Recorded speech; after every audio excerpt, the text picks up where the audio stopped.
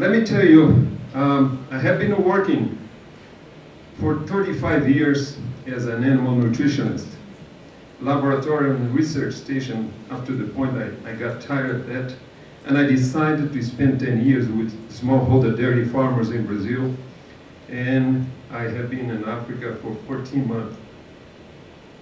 So I don't have, I think, the proper picture on African agriculture to bring you here, but I think I'll manage to show the proper picture that as far as I can visualize from the Brazilian agricultural sector, and mainly the history in the last 35 years that I'll try to show you here in 10 minutes, and how that can be, that example can be brought to Africa.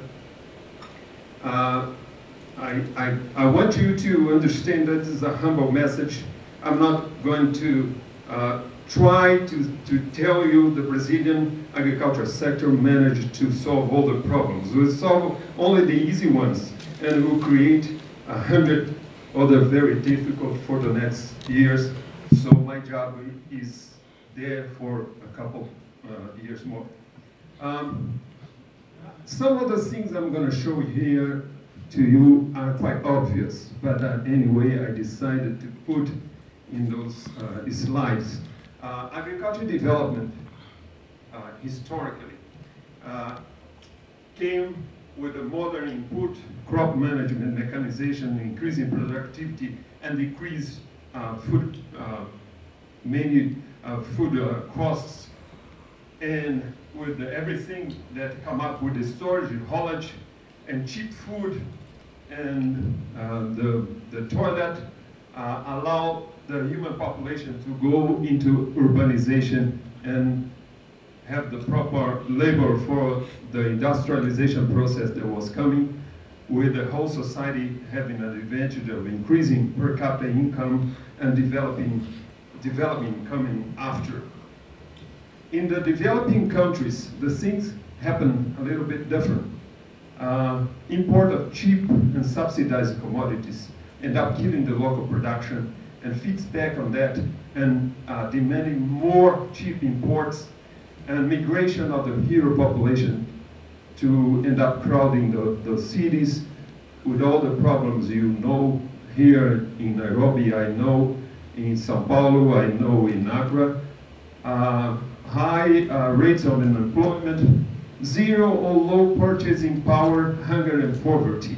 So to analyze everything on food security, you need to take this into consideration, because there is no way to solve problem if you don't have the proper diagnosis on this.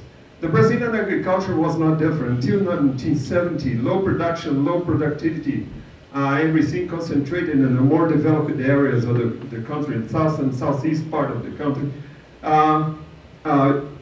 Not eventual, but frequent food crisis, supply crisis, hero poverty. But the technical part of the personnel that was supposed to help to solve the problem, we lack the proper knowledge of tropical agriculture, and problem with our institutions.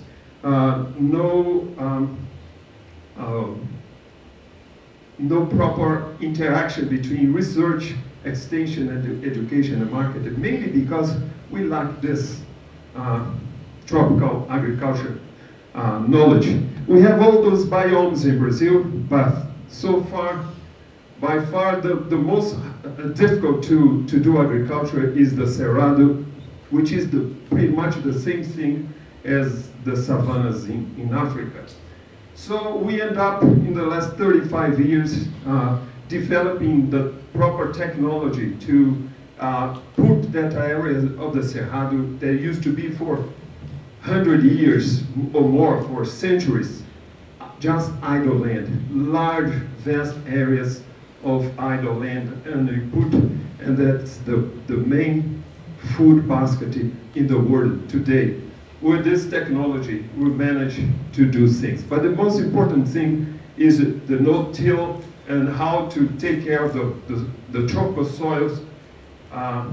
Small-scale farmers with the proper equipment, very simple material, are doing no tillage, soil protected all the time. Small-scale, larger-scale farming, and taking advantage of this. This is African grass we use in Brazil to graze beef cattle, to be the largest exporter of beef in the world, and you do all our agriculture in this fashion. This is tropical agriculture. This is the way tropical soils are supposed to be covered 365 days a year. We don't need to plow, we don't need to harrow, we need to leave the biology of this soil to do the work properly for us. I don't have time to go over this, but just to show you, this is soybean, this is black beans. I got this equipment is giving me a hard time just because this is black beans. This is this main staple food in Brazil, black beans and rice.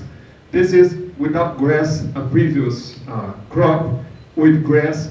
The plowing, the harrowing, the porosity, the organic matter in the soil was all taken care by that grass, African grass that we cultivated before.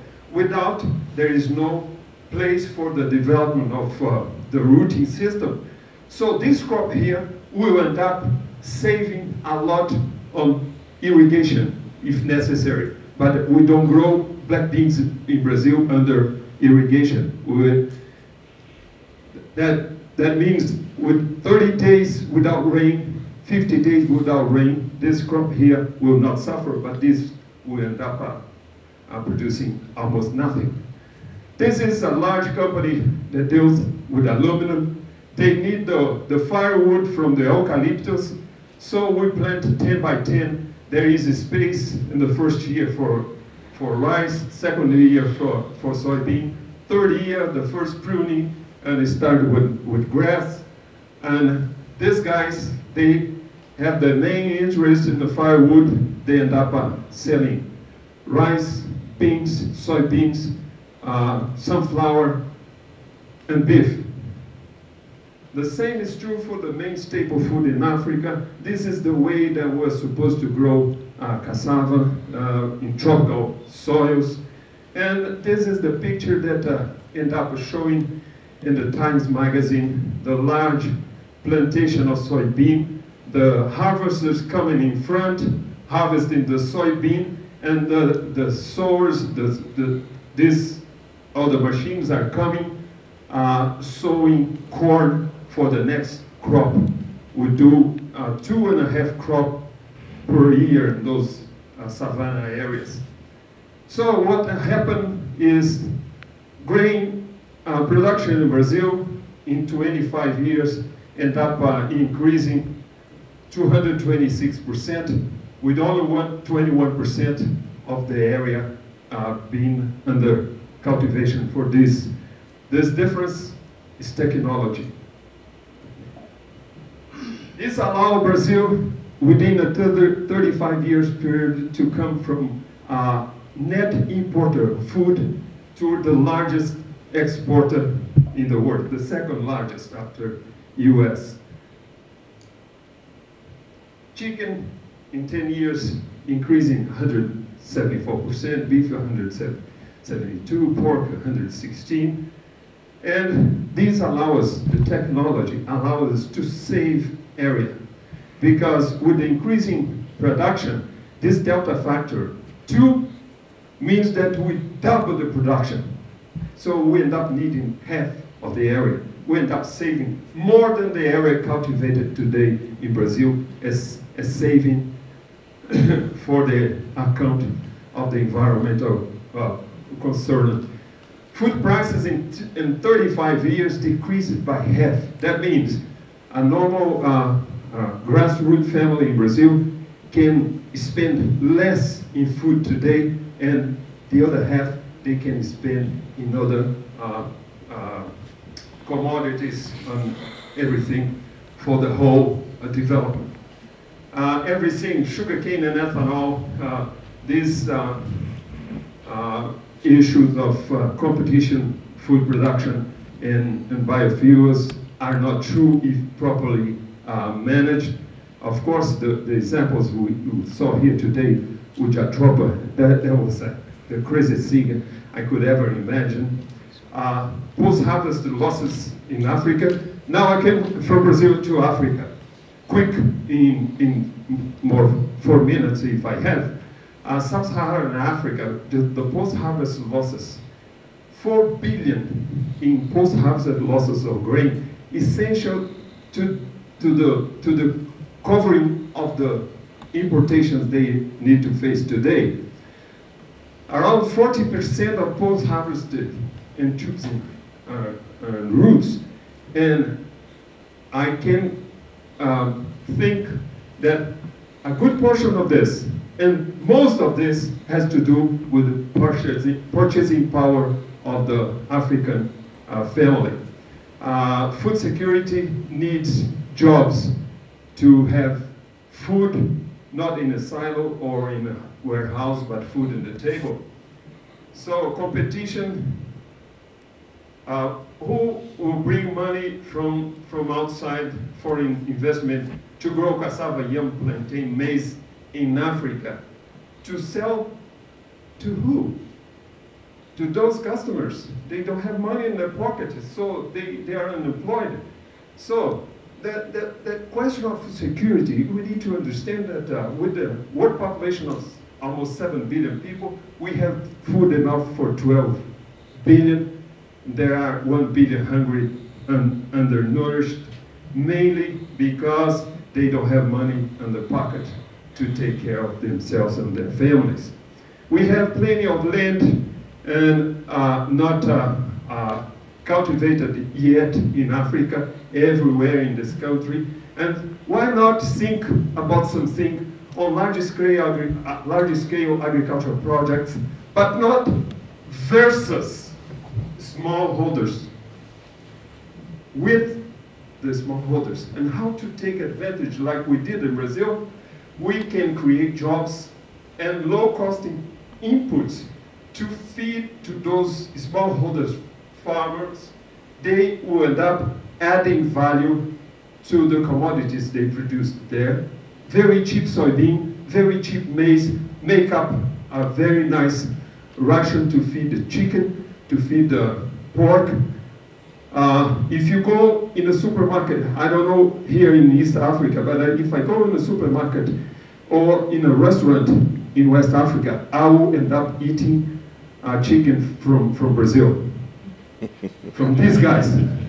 From these guys. How they manage to do this?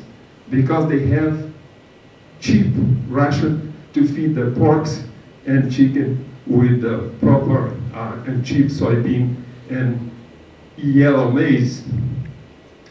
Sugarcane can be an example, for biofuel or sugar production, and a plant with some 20,000, 30,000 hectares surrounding that large plant, and some outgrowers that can provide sugarcane to that plant.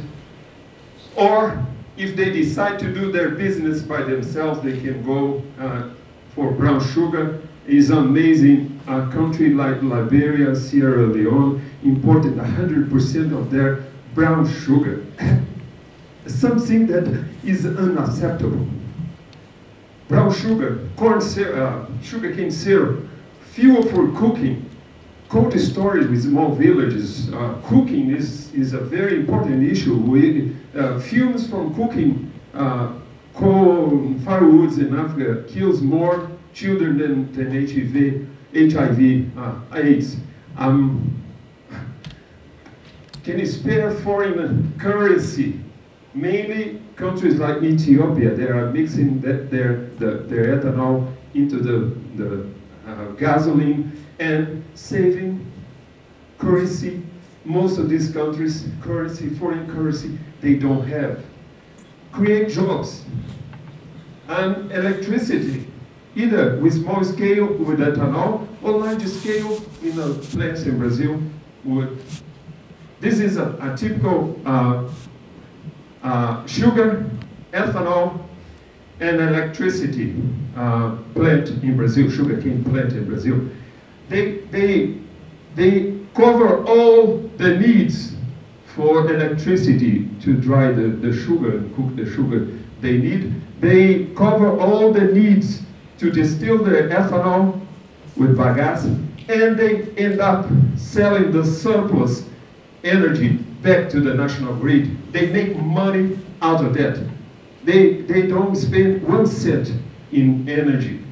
Soybean and yellow corn, yellow corn. Africa needs to learn to eat yellow corn. If they don't eat yellow corn, let the chicken, the layers, eat that, put that carotene in the egg yolk, and supply some of the provitamin A. Poultry and pig and smallholders sparing foreign currency because countries are importing the ingredients for the ration. Paddy and rice, cut imports. Ghana is spending all the money they don't have importing rice. They could grow everything, lower price for the consumer. Crop, livestock, forestry, grains, meat, pork, chicken, firewood, timber, and competitiveness because the food prices are always going down. These are my 2 telephones. I know I did not have time to tell you everything I was wondering to tell, but I hope I put a lot of curiosity in your minds. Feel free to get in touch. Thank you very much.